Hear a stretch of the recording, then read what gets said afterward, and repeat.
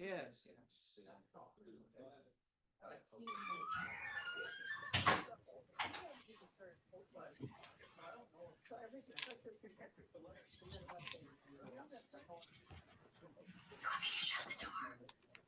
This is really hard, difficult to hear. Want me to shut the door? I can't really hear it. What's the matter? I can't really hear it.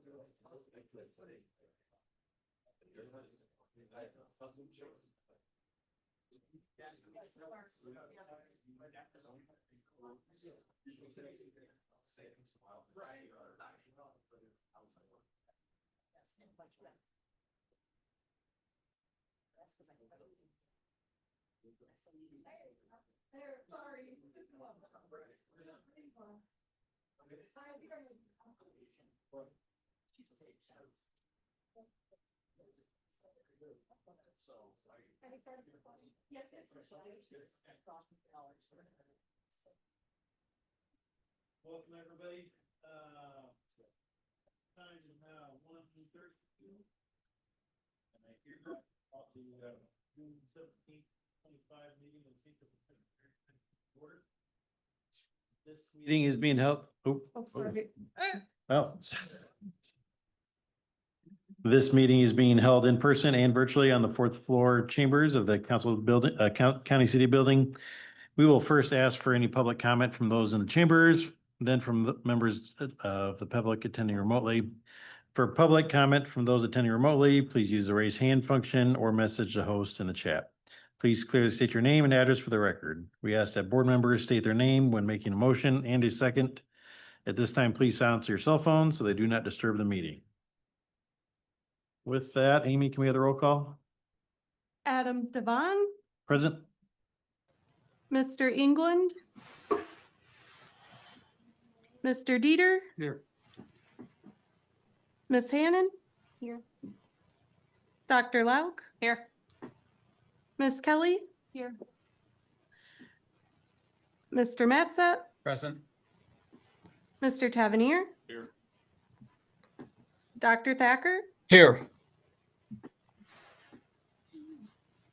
Thank you, Amy. We are a 9-member commission. Currently, we have 7 members present and 1 attending virtually today. If any petitioner would prefer to have their petition heard with more members present, they may ask staff to have their item tabled to a future meeting when more members might be present.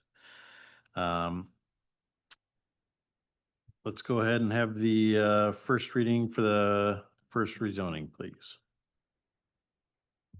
A proposed ordinance of St. Joseph County Board of Commissioners, St. Joseph County Redevelopment Commission, Gallion William C. Van Loo, Scott E. and Gabrielle and Van Loo, Floyd, Eugene, and Joyce A.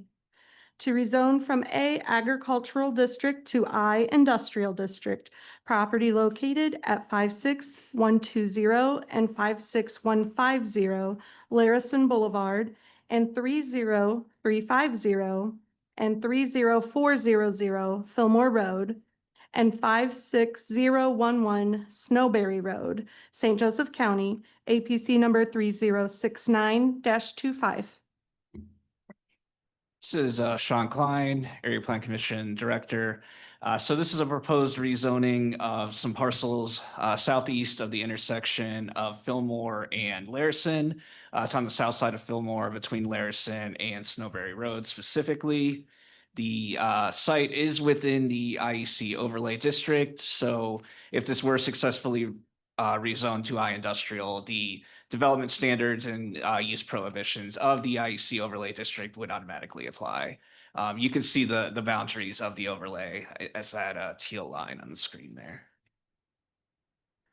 Currently, the site contains farmed parcels and previously farmed parcels. It also contains 3 single-family homes. 2 of these front on Fillmore, while the other fronts on Snowberry, near the intersection of Fillmore and Snowberry. When you look to the north across Fillmore Road, there are farmed properties that are zoned A Agricultural District. 3 of these properties appear to contain single-family homes.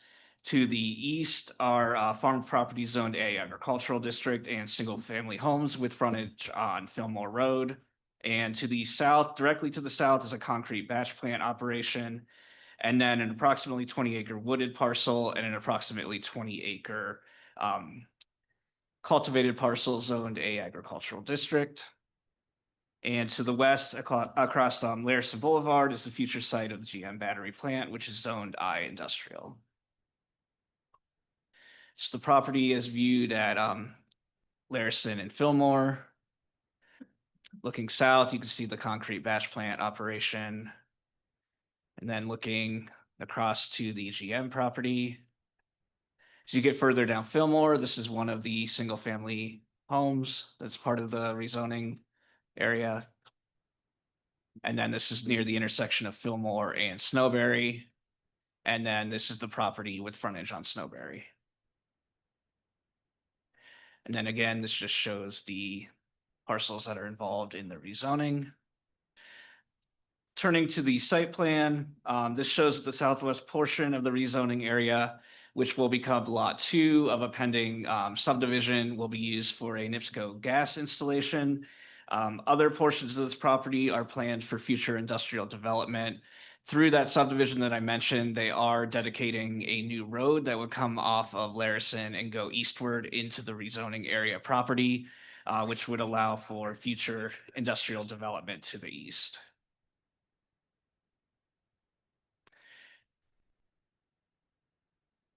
And here's what's been proposed so far in terms of a 2-lot subdivision and street dedication. It's anticipated that this street will continue into those other parcels to the east that are part of this rezoning. Just looking briefly at zoning and land use trends in the area. The property to the northwest of the site, which is now R&L Carriers, was rezoned in 1997 from A Agricultural District to what was then the M Manufacturing District.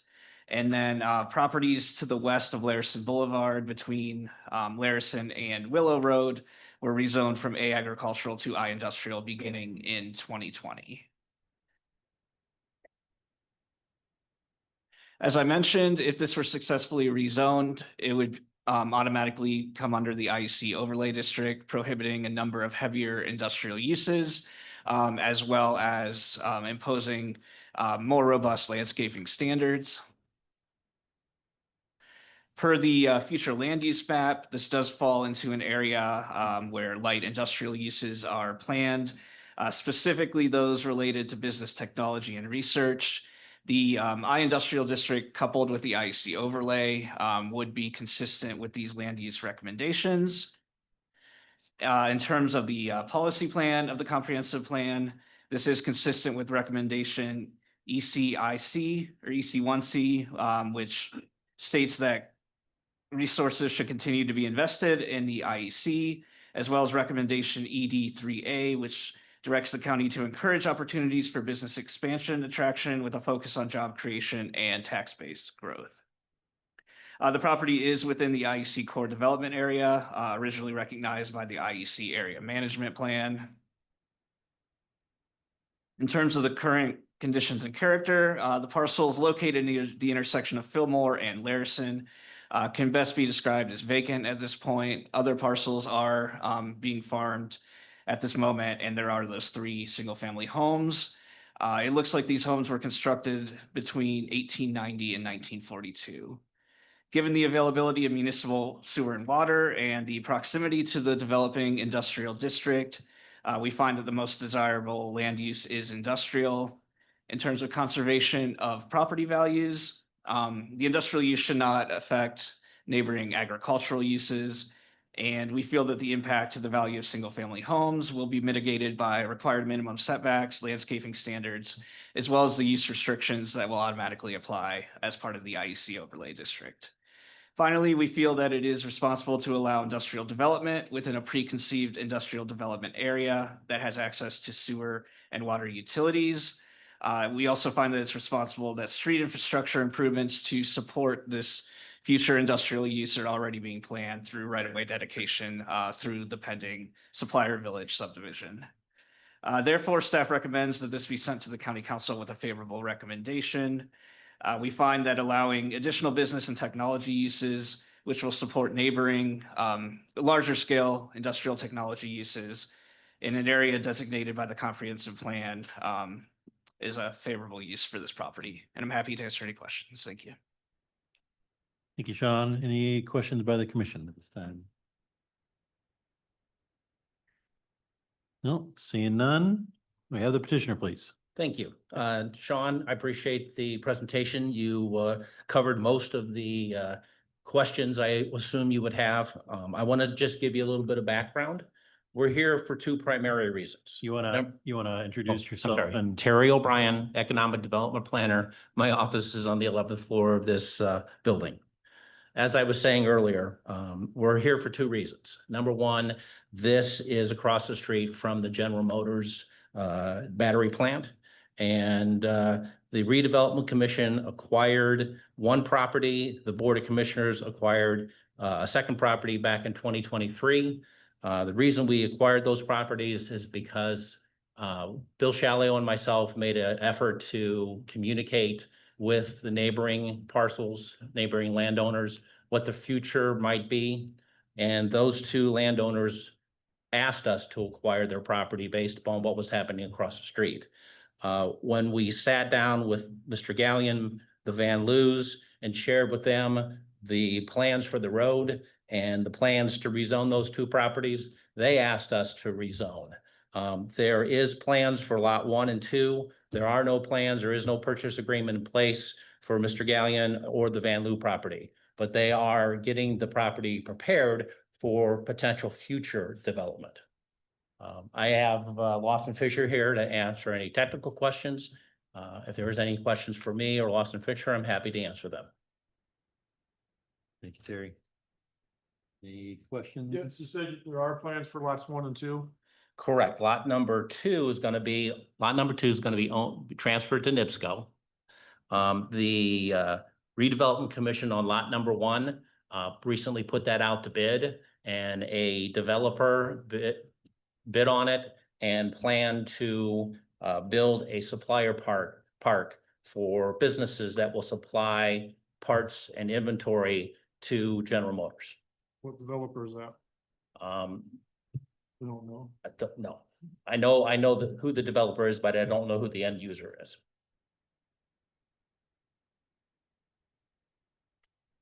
Any other questions? Okay. Thank you. I will go ahead and open up this to the public. If I can get my thing here. So if there's anybody present wishing to speak in favor of this petition, please come forward and state your name and address, and you have 3 minutes. Seeing none, is there anybody online wishing to speak in favor of this petition? Please use the raise hand feature.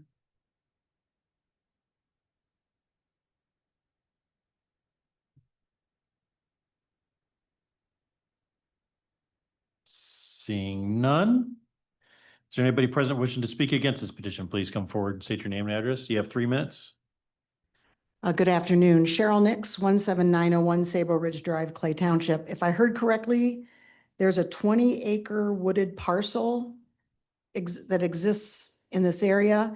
And I suppose my opposition would be removing that wooded parcel. So I would love to know, or love a recommendation to be made to protect 20 acres of woods in this area.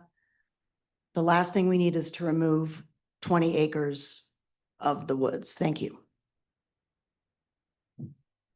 Thank you, Cheryl.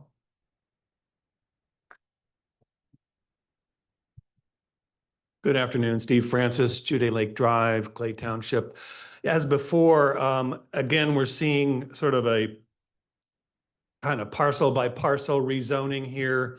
My understanding was that originally this was not in the core development area. I may be wrong on that, but I thought that was bounded by Laris, and I have to go back and see if those maps were changed. But once again, this is kind of, I'm not going to make a federal case out of it. It's a small acreage, but it is a domino effect. I mean, you get one, and then the area north of that will topple, and then the area north of that. And we all know that there is something outstanding coming that's huge north of Highway 20 as well, that was scheduled for today, but has been put off.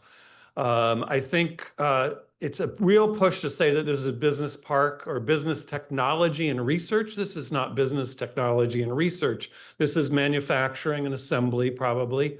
I echo Cheryl's concern about cutting down woods. I do think that at some point you've got to say, okay, there's land in the area between Larison and Willow, State Road 20 and 2 that could be used. GM owns a tremendous part of that. And why are we going to new land? Property owners are under very severe pressure out there because it does increase the value of their land to sell it. And I think that that will happen for sure in that sort of domino effect. And you hear about how industrial borders it. Well, industrial doesn't border this. This is ag land. Again, once again, we're losing prime ag land to industry. So I urge an unfavorable recommendation. Thank you very much. Thank you, Steve. Oh, Yes. I just said thank you. Oh, okay. Yeah. Sorry. You're welcome. Yeah. Go ahead, Dan. Dan Caruso, New Carlisle. Again, I too recall that the core development area came down Smilax Road to Edison, to Larison, and then between Larison and Willow, State Road 2, US 20. This area we're talking about was not originally in the core development area. The EDA was expanded and it absorbed this area, but it was not in the core development area. The town does have a right to remonstrate against any development in this area. And Steve raised a good point. Every time Sean comes in and we've rezoned something, he'll say, and the nature of the surrounding areas is this is industrial and this is industrial and this is manufacturing. And we need to, let's go ahead and rezone this agricultural property because it doesn't fit in with what the surrounding area is. It was the area until this industrial and manufacturing and other uses came in and morphed the area into what they were. It's time to say stop, and just because it's manufacturing or industrial across the street doesn't mean that now this side of the street should change from agriculture to match what has come in across the street. I guarantee you agricultural has been there a lot longer than any of this stuff that's coming in. It's time to put a stop to it and say no more. Thank you. Thank you, Dan. Good afternoon. My name is Mike McManus, 51940 Lilac Road, South Bend. I graduated from Notre Dame in 1972, spent most of my life in Northern Virginia, and moved back here in retirement because of my fond memories of my days at Notre Dame and St. Joseph County being a rural agricultural area. In 2006, Amazon built its first data center in Northern Virginia, in the United States, and it was in Northern Virginia. By the time I left, the people that thought, this is a good idea, it's something new, everybody hated it, and it's been a disaster. Since I've been here now, just in the past couple of years, I've seen much of our pastoral farmland turn into data centers and ugly industrial use. I would like us to stop. I've got some other things to say about another proposition on your agenda today, but let's slow down. We're going to become an industrial wasteland soon, and I don't think that's what most of the people in this county want. Thanks. Thank you. Anybody else present wishing to speak against this petition? Seeing none. Anybody on Zoom wishing to speak against this petition, please use the raise hand feature.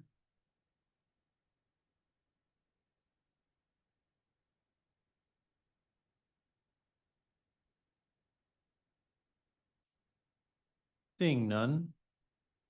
I will now close this to the public. Terry, you got 10 minutes to rebut. Yeah, Terry O'Brien, 11th floor, Economic Development Planner. Want to keep this really short and sweet. Lot number 2 is where the NIPSCO is going to be located. Directly to the south of NIPSCO is where Kirk Concrete has a batch plant. The wooded area that was referenced by the individuals that spoke against this is farther south than the Kirk Concrete. This rezoning has nothing to do with that wooded area. Nothing's going on with the wooded area at the moment. Can we see the wooded area on this map? Right where, yeah. Yep, that area there is the wooded area. So this rezoning has nothing to do with that wooded area. You know who owns that? The Board of Commissioners own that. Well, Bill's got it, okay. You have any trails in there? It's a hole, it's a borrow pits and full of industrial debris. So, no. Anything else, Terry? Unless you have any additional questions. Staff, there was a couple references to the IEC boundaries versus what was, can we confirm what there was comment on that? It is within the core development area as documented in the IEC area management plan. Was that because that was expanded at one point, wasn't it? Or no? We did expand the IEC overlay to the south of 2, but that wasn't really necessarily an expansion of the core development area. This is within the original core development area. Okay. There was a page that I think I was looking at my sheets and can we go back? There was the landscape standards. Oh, yeah. Okay, thank you. So where was this derived from? Is this what was supposed to be on the second part? This all Okay, came in the so- first part. The landscaping did? Correct. Okay. First and only currently existing part. Yeah, okay, thank you.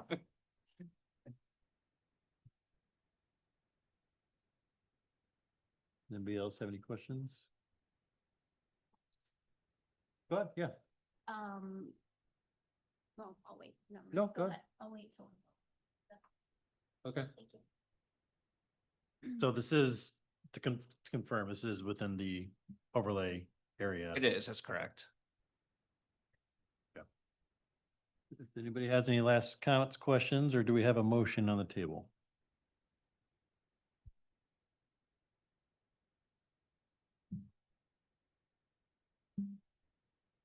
Anybody? Dr. Lauk, I make a motion that that the proposed rezoning be sent to the county council with a favorable recommendation as stated by staff. Second.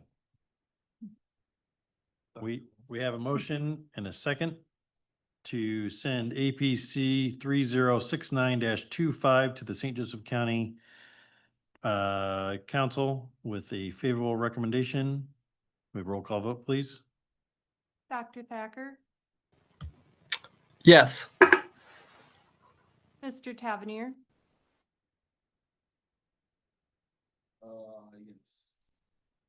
Ms. Kelly, Yes. Mr. Dieter, Dr. Lauk, Yes. Ms. Hannon, I'm gonna vote yes, and I just want to explain to New Carlisle people, I agree.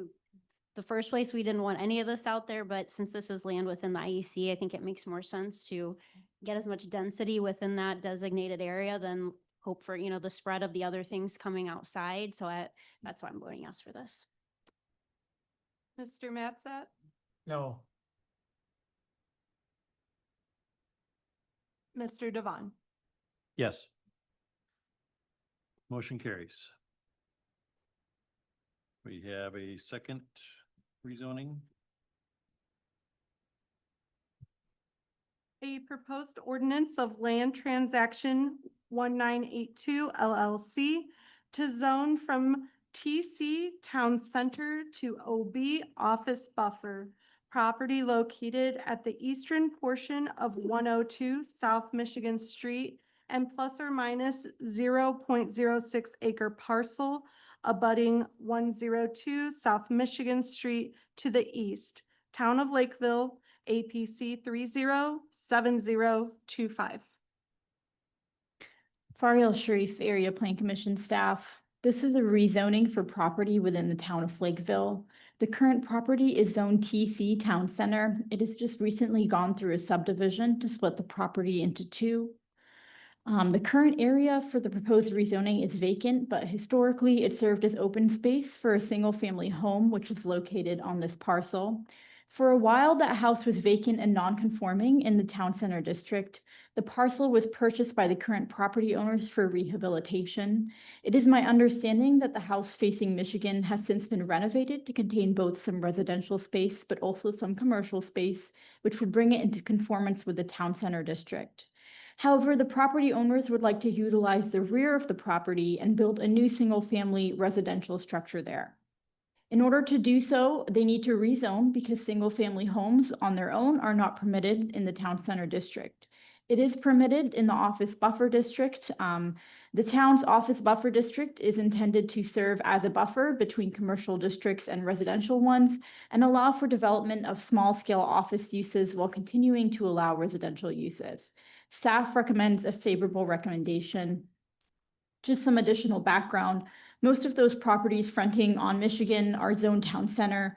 Parcels with frontage on Michigan have generally been preserved for that TC zoning district to promote a downtown core in Lakeville. Historically, residential neighborhoods in the town were maintained and filled into the east of Michigan, which you can see in the zoning map in yellow. So this designation very much would allow for that transition between the town center and a residential neighborhood. This is the subject property. I believe entrance would be from here on Main. This is from Patterson. In this picture, you can see the rear of the property that would remain under the TC district and the recently renovated structure there. This is where the house would go. This is across the street, looking toward the residential neighborhood to the east. To the south are additional properties zoned town center.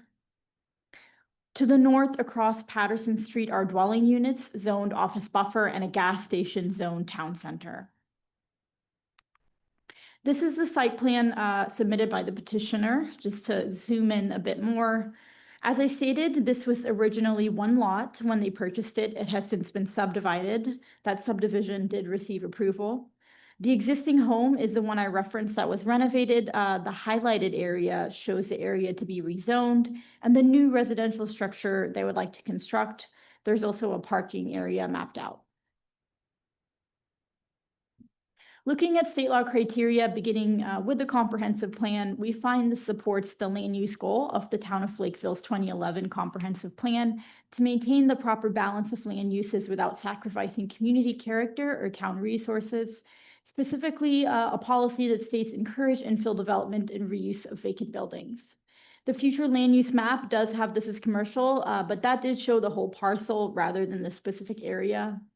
We don't find the rezoning would conflict with the current conditions and character or would adversely affect property values. An additional single-family home on this lot would be in character with the area, and if the structure were used for an office in the future, that use would complement the surrounding commercial town center uses without being disrupted to the nearby homes. We find the most desirable use would be for infill development that serves as a buffer between infill combined with the additional flexibility offered by the office buffer district constitutes responsible growth and development for the town. So this is a recommendation to the Lakeville Town Council. We recommend a favorable recommendation and can take any questions at this time. Thank you, Fario. Anybody have any questions yet? Nope. Okay, I'll go ahead and, actually, sorry. Do we have a, I think they're on Zoom. huh? I think they're on Zoom. Okay, do we have the petitioner? Really should be on Zoom. The-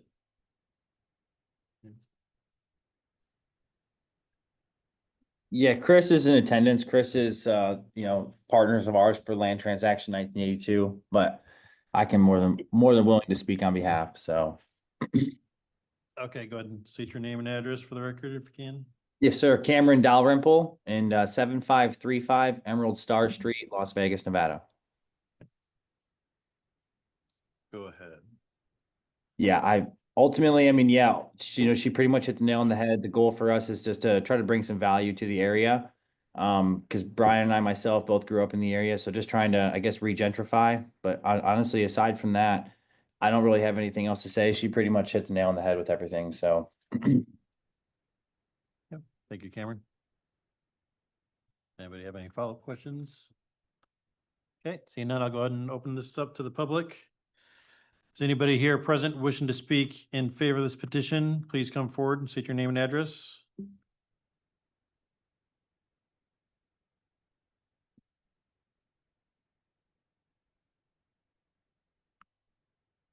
My name is Joe Satterwell. I live at 105 Patterson, East Patterson in Lakeville. And I want to attest to the great things that Mr. Dalrymple has already done. A house that was abandoned, and I called police at times, or talked to the police on the street, that there's kids going in there. And he rebuilt the house. And I just want to attest to his integrity. And I trust whatever Cameron wants to do. I hadn't met him before he began building the house, and we're almost catty corner. We're not on a corner, but we would almost be catty corner. So I trust him implicitly. Okay, thank you. Anybody else wishing to speak in favor of this petition? Seeing none. Anybody on Zoom wishing to speak in favor of this petition? Please use the raise hand feature.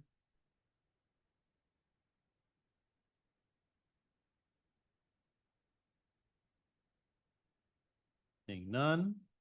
Is it anybody present wishing to speak against this petition? Again, seeing none. Anybody online wishing to speak against this petition? Please use the raise hand feature.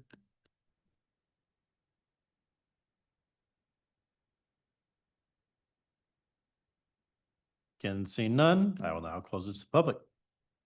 Is there anything additional, Cameron, you'd like to add? No, not personally, but aside from, I appreciate everyone's help on where we've gotten so far, and I look forward to bringing more, value to the area. So thank you guys for everything. And if anyone's ever got any questions, I'm more than willing to be, I'm out at the property for, I think, about the next 7 days. So anyone's more than willing to swing by if they want to say something or see something. And I'm more than willing to pass out my contact information as well. So I appreciate everybody. Thank you. Thank you. Do we have any comments, questions, or do we have a motion? I have a comment. Lori Kelly, Cameron, you have added a lot of value into that downtown area with the remodeling you've done. And I would just personally like to say thank you for continuing forward with beautifying the town. I appreciate that. Thank you, Lori. Absolutely. Anybody else? We have a motion.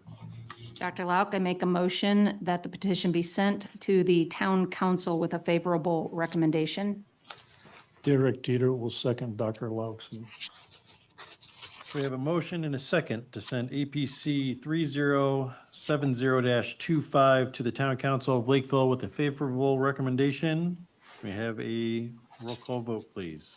Ms. Hannon, Yes. Dr. Lauk, Yes. Mr. Matsat, Yes. Mr. Dieter, All right. Ms. Kelly, Yes. Mr. Tavernier, Dr. Thacker, Yes. Mr. Devon. Yes. That is 8 yeses, 0 nos, motion passes. Thank you. And we have a text amendment.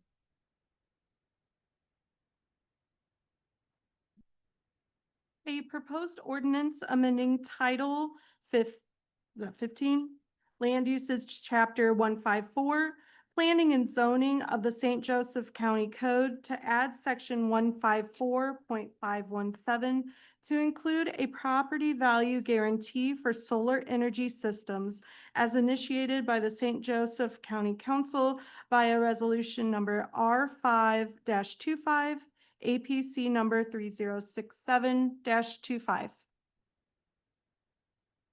All right, Far Hill Sharif Area Plan Commission staff, before you is a text amendment to the Renewable Energy Systems chapter, specifically the section pertaining to solar energy systems.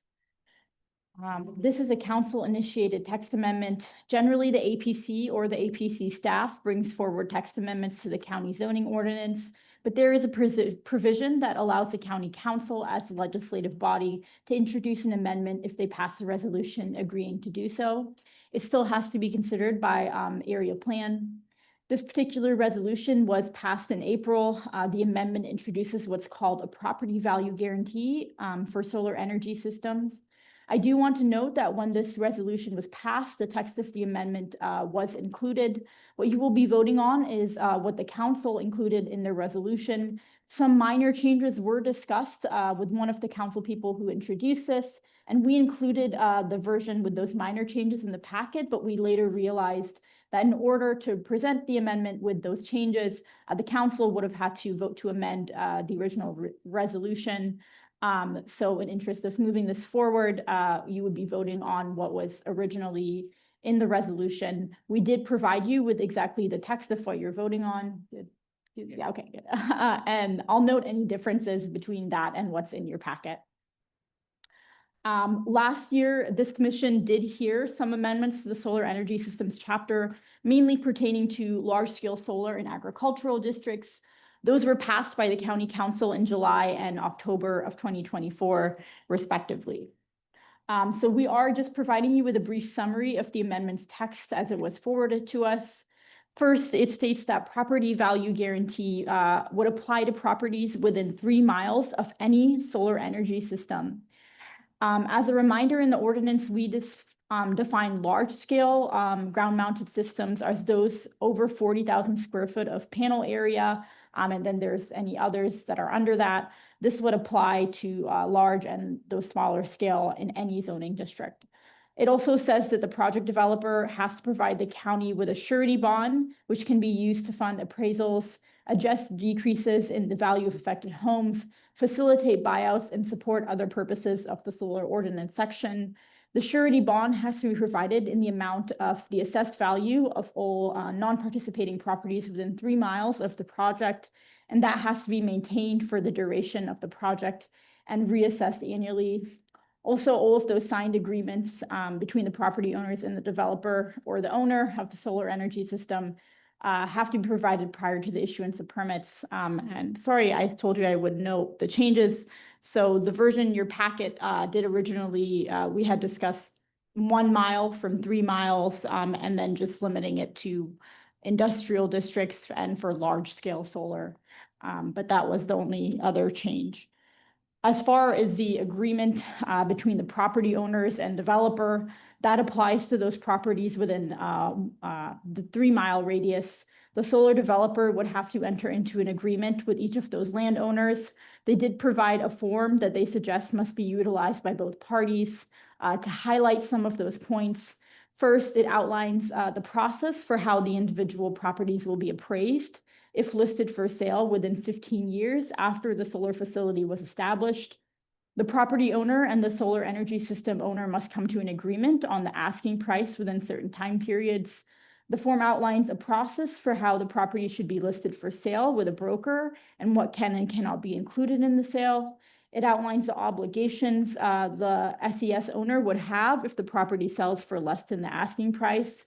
The SES owner may counter offer on any purchase offers below the asking price. Otherwise, they must pay the difference between the asking price and the sale price. It also states there may be no appeal from the property value guarantee agreement by either party. Again, this is just a brief summary of what's in the amendment. Staff did also conduct some limited research on other Indiana counties that might have property value guarantees in their solar ordinances. This is in line with what we did previously. We found about 5 counties of 54 have some form of this. And then we finally included a timeline of when recent text amendments to the solar ordinance were passed. So all of that is in your packet if you wanted to look over those materials. If you have specific questions about anything in that summary report, I can try to answer those, or staff can try to answer it. If you have further questions about the amendment itself, I believe the county council is here to present that.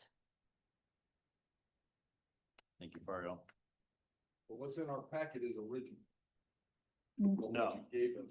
What other you- way what- around. Sorry, go ahead, Brandy. It's the other way around. Mhm. What was in the packet was inadvertently included was the results of informal discussion about amendments that the council might want to make. What was given to you shortly before the meeting is what was actually included with the resolution when the county council voted on it. If it would help, I have a red lined copy. Would you like to see that quickly? And just to be clear, the way it was advertised was correct. Like, it was advertised as you'll be considering what was sent to you from the council from resolution R25 or 525.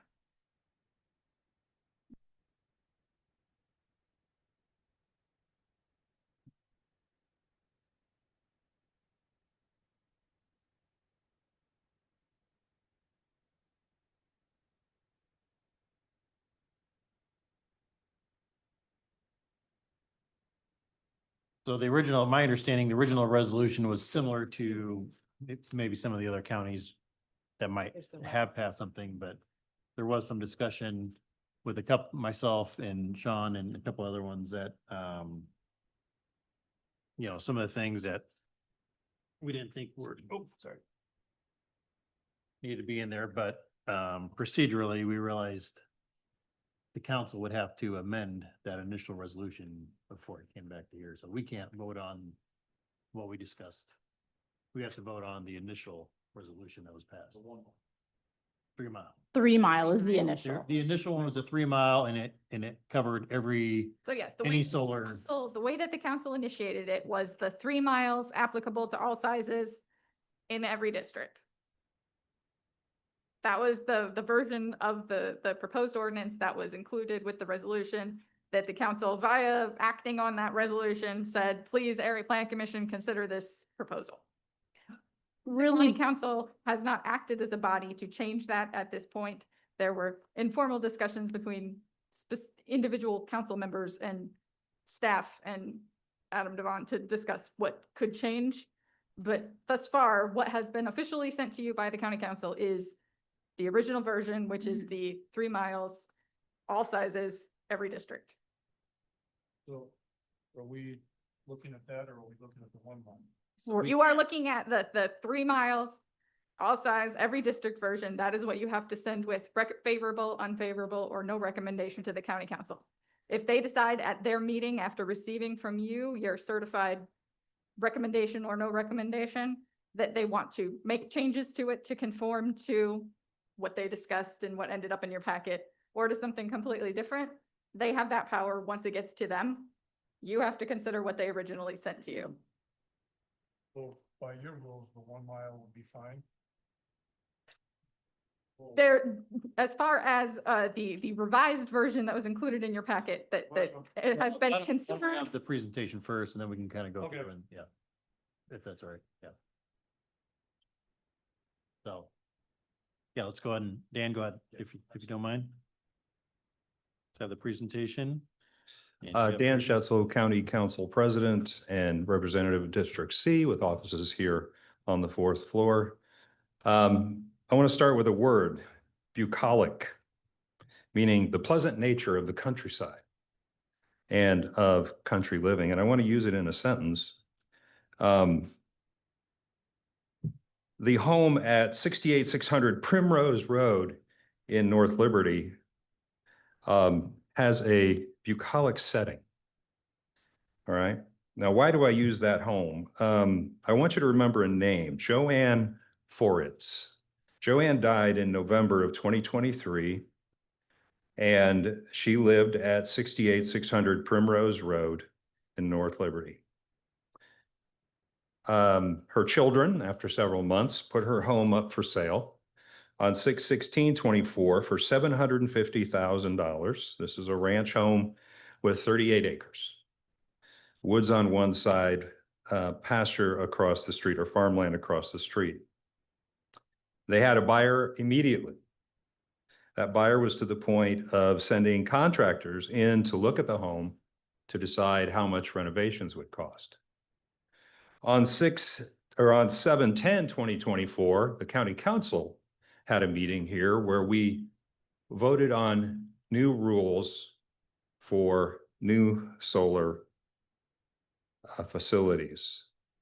During that meeting, it was known to the public and to all of the council that Hexagon, I'm sorry, not Hexagon, I'm forgetting the name now.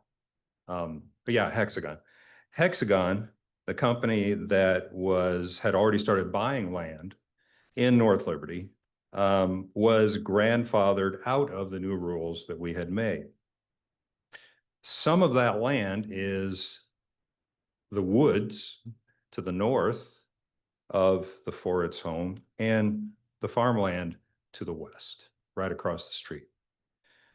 After that meeting, those folks who were going to buy that home discovered that the solar fields were potentially going to go into those lands to the north and to the west, and they withdrew their offer. Last week, the children of Joanne Foritz were finally able to sell that home for $560,000. The math tells us they lost $190,000. Okay. That to me is significant. Our homes are the greatest investments for many of us. Our homes are the largest investments we'll ever make. And people who live in these communities because of the bucolic setting. And there's value shown by what happened to the Foritz family. There is real value in living in those settings to many people. And so we on the county council, several of us, decided that we need to do something to protect people in North Liberty and other parts of the county who are going to see these dramatic changes around them that will dramatically affect their home's value. And so we put forth this resolution. We ask you to send it back to us with a favorable recommendation. There are changes that we have been asked to consider, and I think those changes, of course, I'm one of 9. Those changes will take a majority of the council in order for what you see before you to change. So I want to make that very clear. That's not something any one of us decides. That would be a decision by the 9 of us. We would have to amend this ordinance to make any of those changes. I'm happy to answer any questions you have. Thank you, Dan. Any? But, yep. I think this is wonderful. I'm really glad it's 3 miles and not 1. Personally, what is the retroactive? Is there any use for retroactive? We have a solar field, as you know, in New Carlisle, and so Right. I'm just wondering if that's able to be used on existing. Well, I think that would probably be a question for a lawyer, but my understanding based on what we've done so far in the 2.5 years I've been on the council is that it would not be retroactive.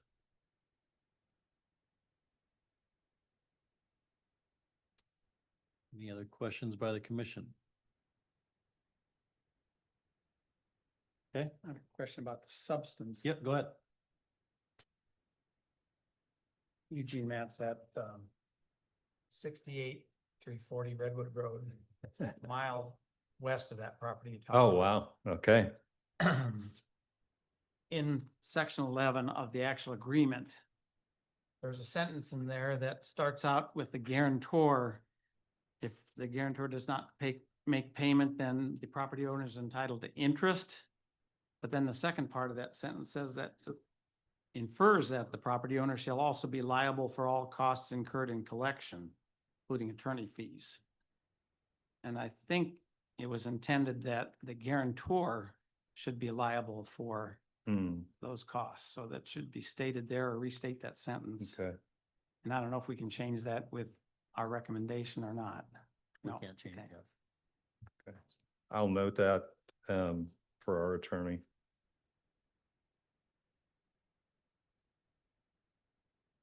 The other question I had was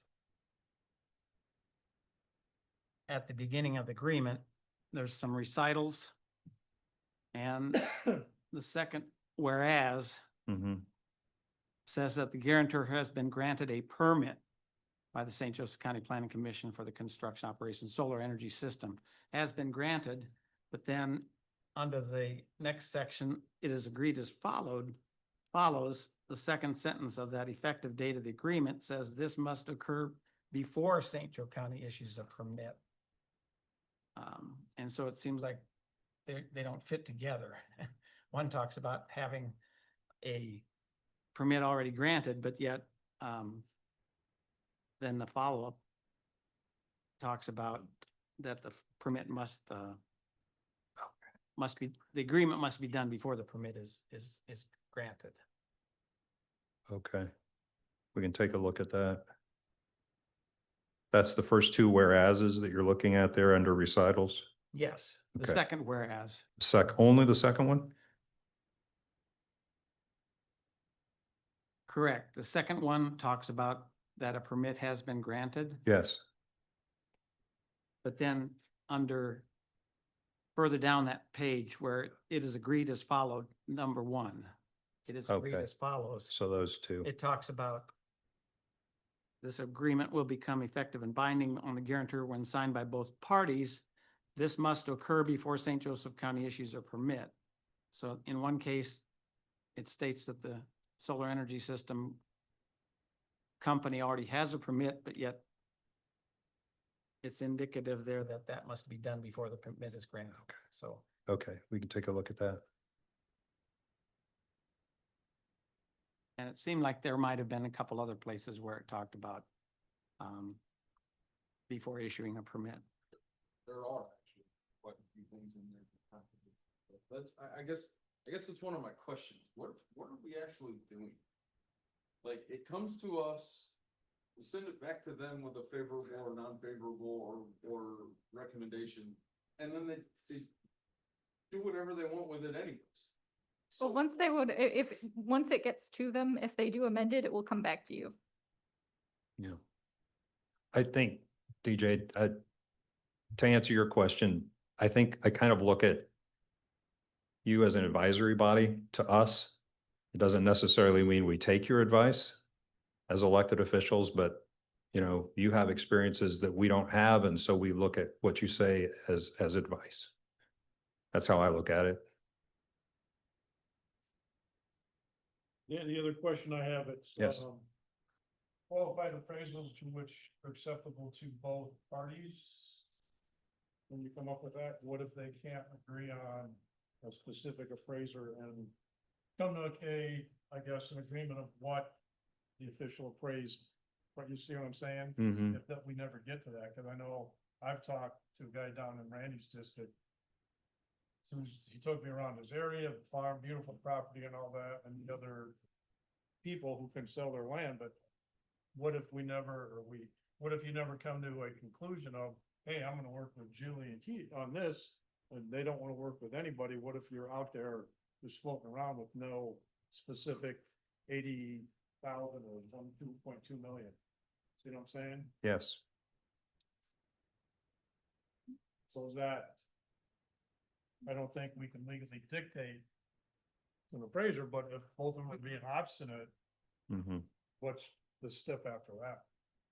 Okay, good question.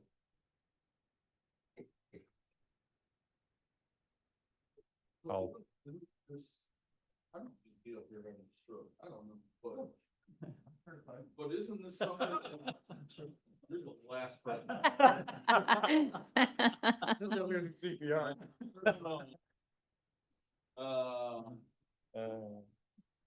But isn't this something that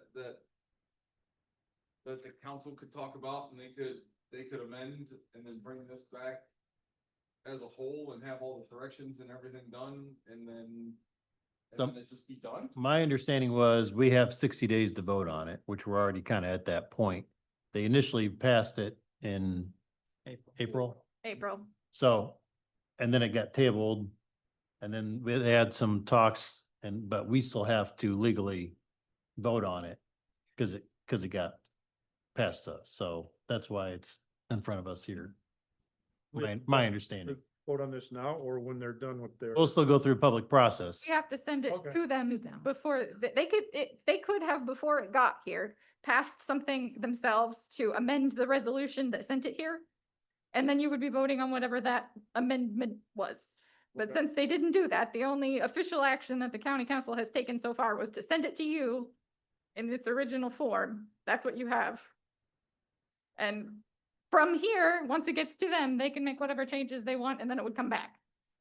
But So we're essentially holding that 60-day period for them to make the amendments and bring it back to us for the final. Well, no, we well, have the to 60 vote on. days was for you to act on theirs. No, They have a period of time once you guys act in which to take their action. That's what I mean, though. In order to keep their original 60 days, we need to vote knowing that they need to go back and make amendments. Is there a way we can pass it with recommendations of the changing it, just as a pat straight? I mean, you can make comments on the record and they could read the minutes and take those things into account just as having been said suggestions. But as far as what you're voting on, it's favorable, unfavorable, no recommendation. Okay. On the original proposal. Okay, how can I help enlighten you? Between the original proposal and the one that was presented in our packet, what was the thinking between changing it from 3 miles to 1 mile? So there's a few in our discussions we had. I'll highlight a couple of them. One of the big areas was, I think the intent was, it was primarily focused for the large scale solar projects where the way it's worded is it could affect if somebody wants to put a solar panel on the roof in Granger in a neighborhood, you have to provide a personal guarantee for 3 mile radius. I mean, that could be 500 homes. But I don't think that was the initial intent when we discussed, but I think it was kind of like a cookie cutter from some of the other counties that might have used it. So, but the way it's written, that's why I say, well, what are the main meat of what they're looking for? So what's presented to us is for any solar, anything, and a 3 mile radius and any zoning, correct? Correct, yeah, yeah, and essentially any solar use in any zoning. And I don't want to speak for anyone else that met that day, but We just felt that a 1 mile radius was more reasonable, especially given that they have to provide the surety for all those properties prior to the project. It seemed too onerous to provide surety for that percentage of 3 miles worth of property value, in my opinion, anyway. Yeah. So I think some of the changes that we discussed was if it comes back around or if they vote on it, was making it solely for large scale solar projects and Anything high, yeah. anything but industrial Correct. zoning. Correct. Yeah. And then a 1 mile radius were the major changes that we discussed. And I apologize for the position that you're in. The council initiated text amendments are a bit of a cumbersome process that we don't deal with all that much necessarily. So it's hasn't been the smoothest. Well, I just don't get it. I mean, we're essentially sitting here saying that we're okay with data centers and we're okay with all of this that's going on, and we're not making these industrial, and these big companies coming in and all the houses around them not being affected, but we don't want to see solar. Like, this is essentially just trying to make solar so much more expensive for the person trying to put it in that they just don't choose St. Joseph County. So, Very that's good my point. opinion. And then not just a technical question, Sean, when you go to a mile radius from a property, so this four corners would be that, so it'd be a mile radius starting at this point here, and you see what I'm saying? Yeah. If you have like a 60-acre thing, that's gonna be like, you could then fudge and play a number in between. You see what We I'm can saying? definitely make sure that that's In the recitals for the form, it does state the property is located within a 3-mile radius measured from the nearest point of the solar energy system to the closest property line of the residence in existence. However, I do just want to point out that later it does talk to properties, so it could be properties without residences. So that's still not super clear in my opinion as to what the measurement would be. So it'd be finally, will be the 3 or the 1. It would be depend on Currently, what we're the voting on- council, It's- you're voting on the 3. On the 2 and meet in the middle. it's ambiguity. Yeah, and also that recital would apply to the form, but not necessarily to the beginning of the section, which talks about the surety bond. So it's, and I apologize, it's not super clear to me how the measurement would be But- worked out. To his point, which I agree with, even though I haven't certified, that if for the solar's having to jump through more hoops than anybody else out farther into New Carlisle and IBC on the value of the land. See what I'm saying too? That's, his point is like, that's a very valid point of why suddenly is St. Joe County saying to solar farms when you've given everything else to other, which is another question. So we still have a public process to go through. And then vote on it, but that's kind of where this came from, so. Does anybody else have any initial questions? Okay. Dan, is anything else you want to add? That's all I've got. Okay, Thank you. I'll go ahead and open this up to the public then. If anybody here wants to come talk in favor of this text amendment changes, you have 3 minutes. Please come forward, state your name and address. Hello, Jason Jean, Oak Road, Lakeville, Indiana. I'm in favor of it. But I was a little confused with one of the comments that was made about said anything but industrial. Do I just kind of have that backwards? Meaning this is being written for large scale industrial solar? Are you asking that question? Yes. Do you want to answer that after? I- We can Okay, answer we'll that. answer that after. That's an easy answer. Okay. To me, it just seems like a common sense approach to protecting landowners and property owners and the value of their homes. I don't see any downside to giving it a favorable recommendation. Regarding the 1 mile versus 3 miles, I can understand some of that argument or concern, but you also have to remember that in the county where we're at, one mile is not very far. If you're talking about a subdivision with hundreds or thousands of homes, I do understand that. Now, how you address that with different parts of the county, I don't know. But 1 mile is not very far where we're at. The solar companies say that these projects don't affect property values, but we know that they do. People can argue that, but the facts are out there. It does affect property values different depending on the distance and so forth. If you pass it, then everybody's covered. You're protecting the property owners, the citizens, and if it doesn't affect property values, then the solar companies have nothing to be concerned about. Some of these guys behind me talking about the previous statements that were being made about removing agricultural and taking away the rural landscape. Oddly enough, in the past, they've been pro-solar. So I don't really understand what the difference is between the projects out in New Carlisle versus the projects south of town, Lakeville and North Liberty. It's still agricultural land. Right now, the projects, New Carlisle area, those are done. There's nobody saving anything over there. I mean, that's coming up and speaking against any of that is a complete waste of time. That's what we're trying to prevent in North Liberty and Lakeville. There's still time to do something to protect some of that area. Whether or not it takes too much money, too much cost for the solar companies, and whether or not that's a deterrent for them, I don't know. I don't know their numbers.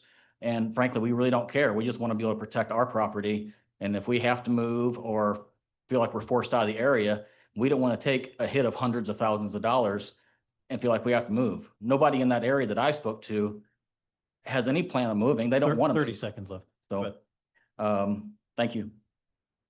I was just giving you a warning, sorry. Okay, anybody else wishing to speak in favor of this text amendment changes? Seeing none, anybody online wishing to speak in favor of this text amendment? Please use the raise hand feature.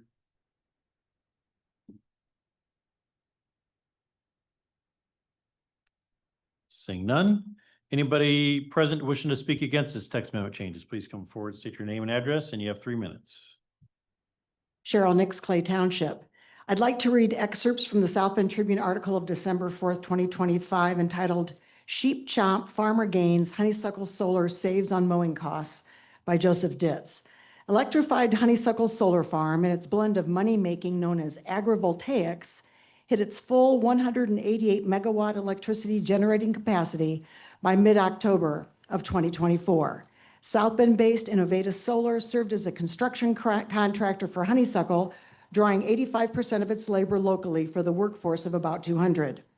The sheep moved here from their home, LaGrange County, this past spring. Females then birth their lambs, seizing the fresh emerging grasses like fescues and rye, red and white clover, and flowering plants that had been purposely planted to both feed them and maintain the soil's health. The remaining sheep will be driven back to the 275-acre Gunthorpe Farms by the end of November. This is an old way of managing sheep, Gunthorpe said, with an injection of new technology. LightSource BP reports that the seeds of 25 species were planted, including 20 native species like little blue stern purple cornflower, black-eyed Susans. The honeysuckle site has a pollinator-friendly and sheep-friendly mix. Tyler Kanjacheski, Innovatus's Vice President of Sustainability, said. For Gunthorpe, the ground beneath solar panels opened a chance for him to expand. If you go back to each successive generation, you have to do something different, he said of the economics of farming. Agrivoltaics is the next big opportunity to allow us to grow and be very progressive. I encourage residents of Walkerton, North Liberty, who are concerned about solar farms to visit Honeysuckle, talk to Mr. Gunthorpe, and understand that this could be a great opportunity to preserve soil, protect pollinators, and help farmers. I'm also against this resolution or this ordinance because it unfairly singles out a low-impact development in industry. But because this will prohibit solar farm companies from looking at our county as we add data centers that consume enormous amounts of electricity. As Honeysuckle has shown, solar farms can be a win-win for our community. And I do understand your concerns, but I do feel that you can't see a solar farm from 3 miles away. Thank you. Thank you, Cheryl. Hi, Mike McManus, 51940 Lilac Road. A very I think Mr. Schetzel's word bucolic is a beautiful word. It's part of why I stood up before and said why I came back here. But the gentleman that spoke first has made an excellent point. How can I say, I don't like the data centers, but say, as I'm saying now, I would like you to vote this down because I think what this does is eliminates the opportunity for us to have solar energy, period. And I think that's the goal. And I understand that some people don't want solar energy, but solar farms produce energy. Data centers suck it up in huge amounts, huge amounts. And as I said before, as one who thought in 2006, let's try it. By 2016, when I was still living in Northern Virginia, electricity costs had soared, and nobody there likes the data centers now. We can preserve the bucolic nature of the area, and it's already been done. I think the council and the commissioners have passed ordinances about setbacks, screening, and things like that. And I appreciate those who live out there who don't want to see the bucolic nature of their neighborhoods being destroyed. But we're going to need more energy. On the way over here, I was listening to the news. It sounds like maybe we could be there now, that the United States will actually be at war in the Middle East. Energy prices are going to go up. So by not having the alternative of solar farms in the county, we're giving up opportunities to have energy that may keep all of our prices down as the cost of oil and the sucking of the energy by the data centers continues. So I would ask that you send this back with a non-favorable recommendation. And also there is one legal aspect of it that I think needs to be looked over. And I asked Mr. Schessel to look into it. I think the part where a bond owner has to keep a bond and people can use that bond for decreased property. 20 seconds left. Seems lifelong, and their property value could go down for reasons having nothing to do with the solar system, and therefore the owner of the solar system would be paying for a decrease that it didn't really cause. So I think that needs to be, if this goes forward, needs to be cleaned up a little bit. Thank you. Thank you.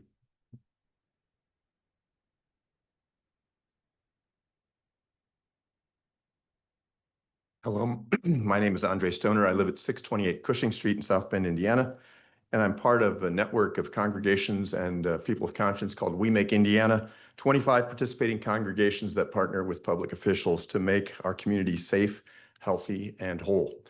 Many of our congregations in the last years have developed a deep appreciation, concern, respect for engagement with creation as a gift of God, and that we are called to be good stewards, and so have real interest in cultivating sustainable energy sources.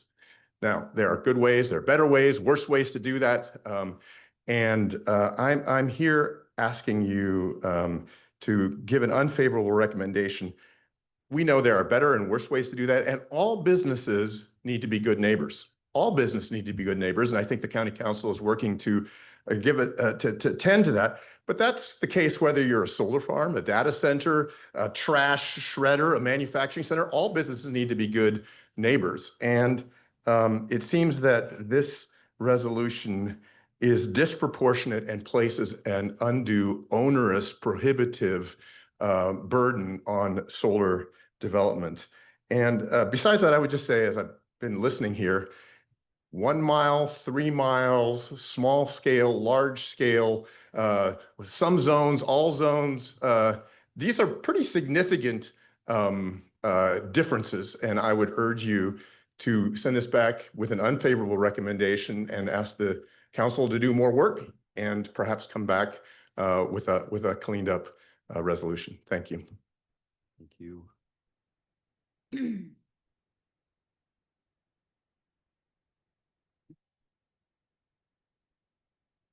Good afternoon again, Steve Francis, Judy Lake Drive, Clay Township. I speak from both a professional and personal standpoint. I have a grad degree in economics from Notre Dame, taught for 20 years and worked 10 years in renewable energy policy and renewable economics.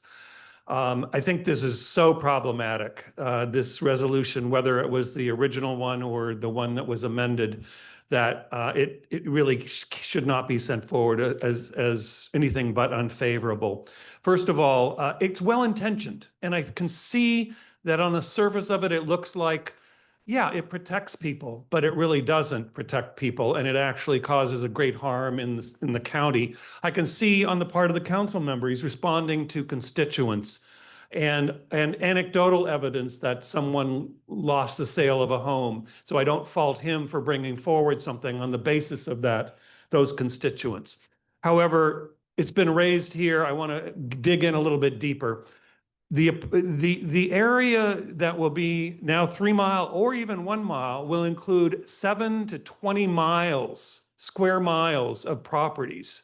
You can do the math, but that can be hundreds or thousands of properties that a solar development firm would have to guarantee none of those properties will decline in value. And if they do, for whatever reason, really, for whatever reason, they would be responsible for recovering. And the bond would be enormous. Millions and millions, tens of millions of dollars of property would be involved. There would be no solar development. This would shut it down for sure. Last year, you enacted reasonable safeguards, setbacks, expanded them even, screenings that would protect the property owners who are immediately adjacent, as was the bucolic example given by Mr. Schetzel. Immediately adjacent, yes, there may be a need, but you've protected that, and you've done it in a way that's respectful of both business development and of property owners. Appraisals are not a science, they are an art. This company would be responsible for annual appraisals of all the properties in those areas, as I understand it. Tremendous sum of money. I mean, $500 to $1,000 per appraisal. Imagine hundreds or thousands of properties that you've got to keep up on. The development costs are huge. I understand the intentions. I don't think 1 mile or 3 miles really absolves the problems. And I think that as well-intentioned as it is, even if there were changes made, there are serious legal hurdles to overcome, as well as complete economic hurdles. This, if you wanted to extend a property value guarantee to the all industry within St. Joe County, all commercial development, maybe you'll win me over and those of us who object to it, but we know that's not going to happen. So I urge you, send an unfavorable recommendation. Thank you very much. Thank you, Steve. Oh, Dan, we're out of time. Again, Dan Caruso, New Carlisle. This is a bucolic process. I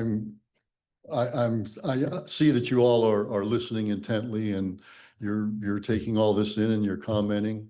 I really appreciate that we get to air these things out, and those of us who end up on the short end may not like the result, but this is the process. I do want to comment on the first speaker who said that the New Carlisle area is a total loss to the development over there. Nothing could be further from the truth. We're still in the fight. We're still opposing any further development. We feel we've given our skin in this game. It's time to move on to other places. In this solar issue, again, you can't say that the loss in Steve hit on it. You can't say that a loss in value to my last appraisal of my property when I was considering selling my home was due to a solar farm coming in across the street or a nuclear plant or whatever. You can't say that that's what caused. When I've got a neighbor who's got 17 junk cars he's had thrown in his yard and sit there rusting away, and the guy on the other side hasn't cut his grass for 6 months. You can't say that it is the solar farm. It is the cattle farm. It isn't the smokestack. that caused the devaluation of my property. It's my crappy neighbors. You can't pin it on a loss in value of my property to industrial process, industrial solar. I think those are oxymorons. But again, I please, for now, until we get this thing ironed out, unfavorable recommendation. Thank you. Thank you, Dan. Anybody else present wishing to speak against this text amendment? Seeing none. Anybody online wishing to speak against this text amendment changes, please use the raise hand feature. That we can slow our testing simulation down and everything. Tyler Kachazeski, 907 Portage Ave, Portage Township. I urge you to vote unfavorable. This ordinance would add substantial cost to solar projects, especially with the additional setbacks requirements made last year, which I think did make sense in some cases last year. But whether this is 1 or 3 mile, this is going to be really tough for solar developers. I think it targets one type of low impact development while not applying any guarantee to much more damaging impacts from the industrial or commercial projects, which are left free of any requirement, which seems kind of discriminatory against solar. And this just really just sounds anti-business, anti-development, or against innovation. We've seen a lot of solar projects add value to counties and cities, especially when you bring in pollinator plants and flowers and sheep grazing. Actually, a neighbor to a solar system might see more wildlife in that solar array than they did a farmland, where a lot of those crops are going out of state or they're going to ethanol plants. So this ordinance also deprives the county of increased revenues from low impact development at a time when revenues are really needed for vital public safety, roads, and other county services. So urge you all to vote unfavorable. Thanks for the time. Thank you, Tyler. Anybody else online wishing to speak against this petition or text amendment?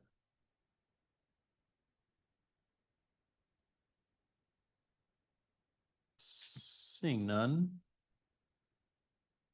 I will now close this to the public. Dan, you have anything you want to add or rebut?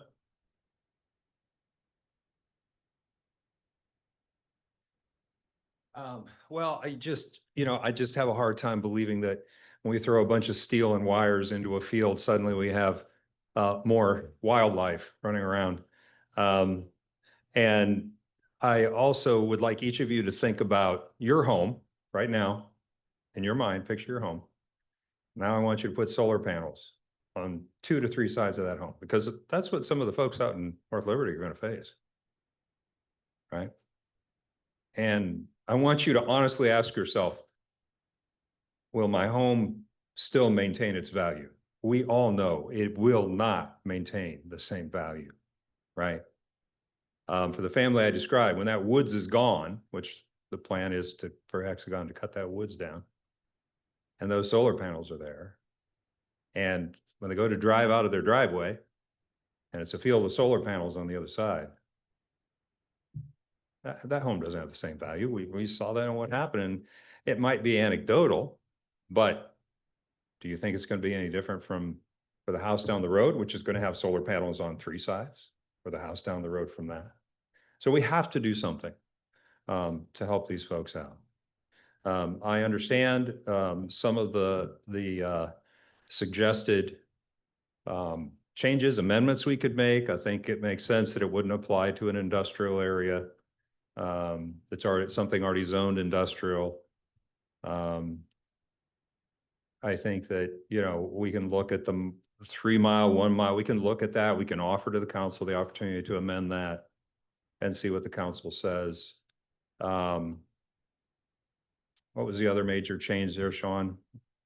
I'm forgetting. To only apply it to a large scale. Oh, yes. And certainly we don't want to put homeowners in the situation where they have to go out and have appraisal of all their neighbors' homes. So applying it to large scale solar, makes sense also to me. But again, it would be the entire council that would make that choice. But I think you just really sometimes have to put yourself in the position of the people we're trying to help and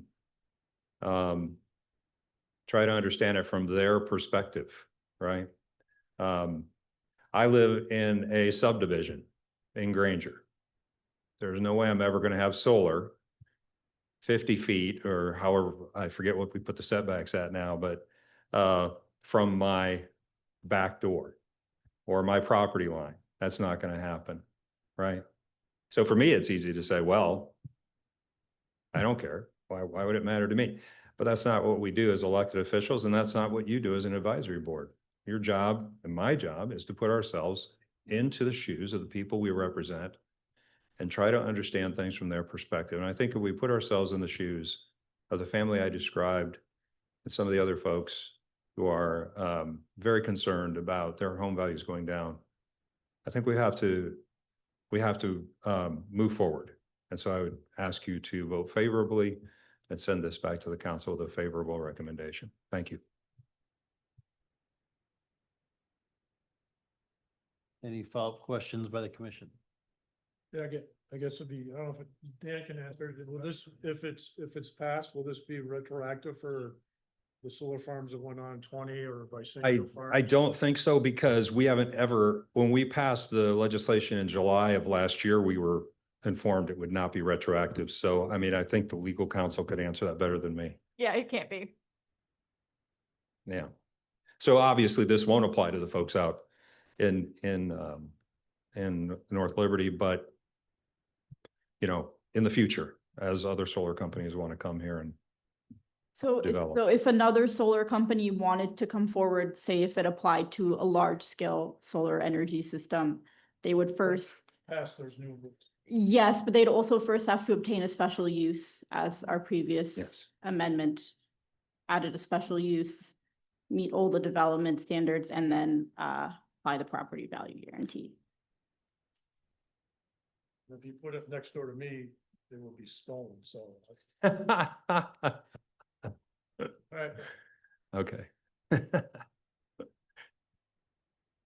So I think there's a couple things, I know we sat down and met and talked, and you know, if there, something is to get passed, I think some of these changes we talked about would be, you know, personally, I think putting something like this will snowball.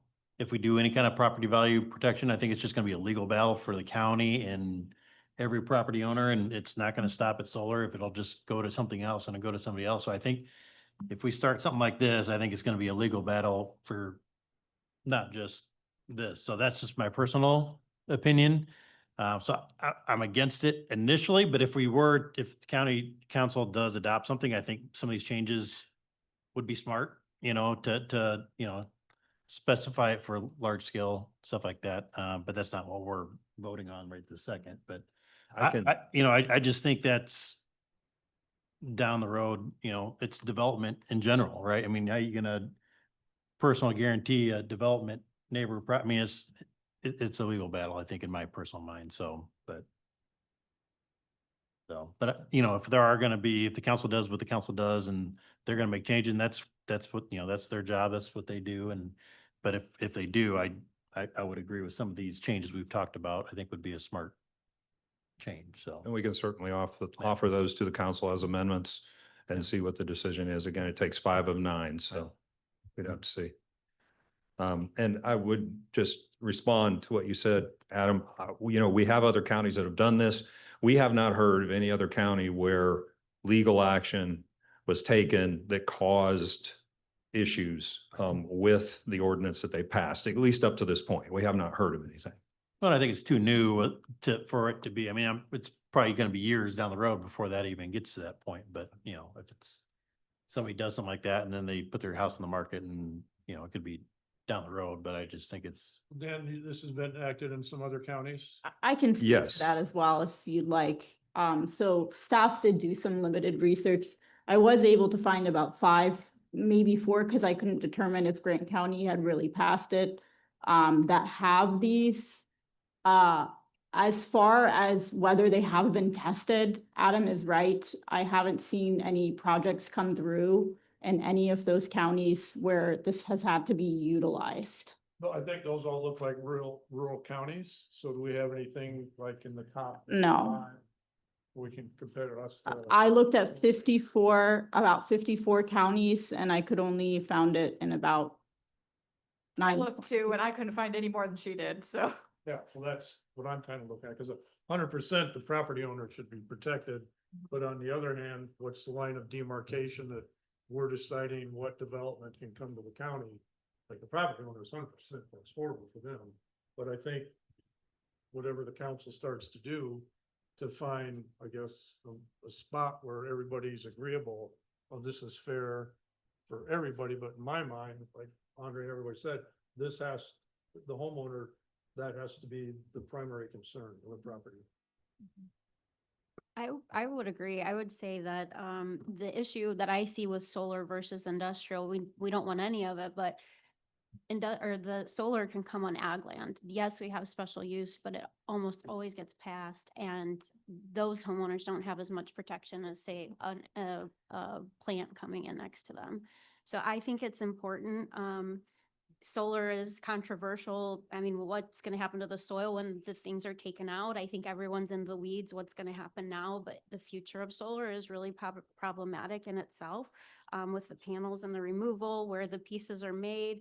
And I think it's more important to protect the residents that are tax paying in St. Joe County than be worried about, these big commercial companies. I think the one in North Liberty came from Virginia, and it was told that they were probably going to sell that to another. It's money making for them. So for us to be worried about how much money it's going to cost these solar companies to do the appraisals, I think is null and void. It's important to protect our landowners that are already residing and will be here forever.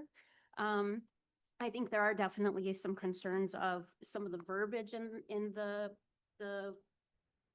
text amendment, but you have all the notes of what everyone's concerns are. So I think that it's important, extremely important to pass this. And I'm glad that you guys took the initiative to further protect the people of St. Joe County.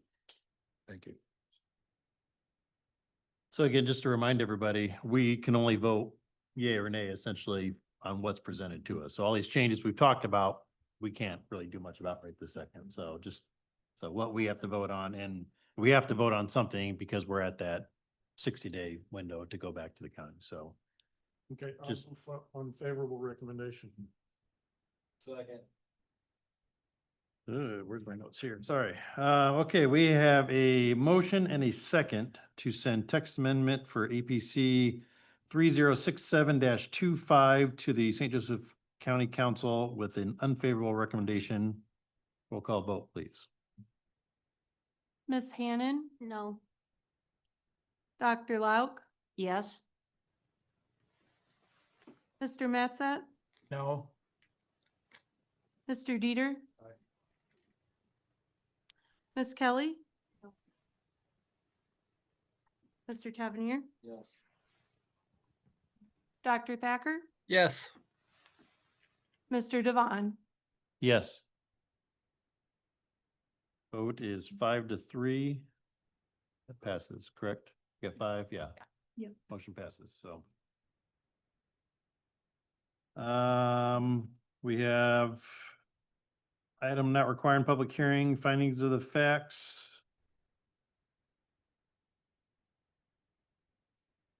Do we have any? That we approve the findings of APC 3065. No.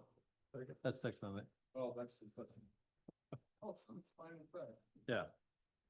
There's no APC. Oh, May 20th. Dr. Locke, second. No, no, there was a number, but the number wasn't the one you said. We have a motion and a second. I think it was seconded by Dr. Lauk. Yes. To approve the findings of May 20th, 2025, findings of the facts. Let me roll call vote, please. Ms. Hannon, Yes. Dr. Lauk, Yes. Mr. Matzat, Yes. Ms. Kelly, Yes. Mr. Dieter. Aye. Mr. Tavernier, Dr. Thacker, Yes. Mr. Devon. Yes. Executive Director's report, Sean. Yeah, it's real quick. So just an update on the rezoning that you gave a favorable recommendation to on 23 from our single family to OB last month. That did receive a favorable recommendation from the council committee. It was then tabled at the request of the petitioner. They're kind of working through what they want to use it for in the future. They do have a tenant that they would like to keep on for a little while. So we're working through that. In terms of potential text amendments that we're trying to get your way here soon, going to take up the campground removal of the seasonal restriction once again.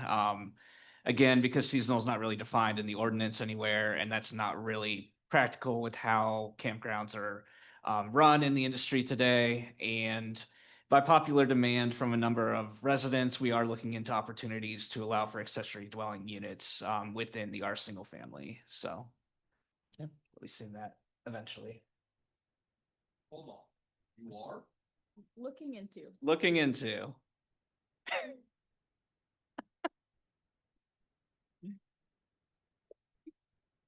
You gotta get the health department to approve it though. Well, that's the first step. Exactly. Why now? Carl's coming back. All right. No, no comments from the gallery, please. I make a motion that we rehire Carl. I would say no to that. That's all I have. All right, thank you. Make a motion that we. Minutes. May 2020. May 2025 minutes. Second, Eugene Mattson. We have a motion and a second to approve the minutes for May 20th, 2025. Roll call vote. Shannon, Yes. Dr. Lau, Yes. Mr. Matsat, Yes. Mr. Dieter, Yes. Ms. Kelly, Yes. Mr. Tavernier, Yes. Dr. Thacker, Yes. Mr. Devon. Yes.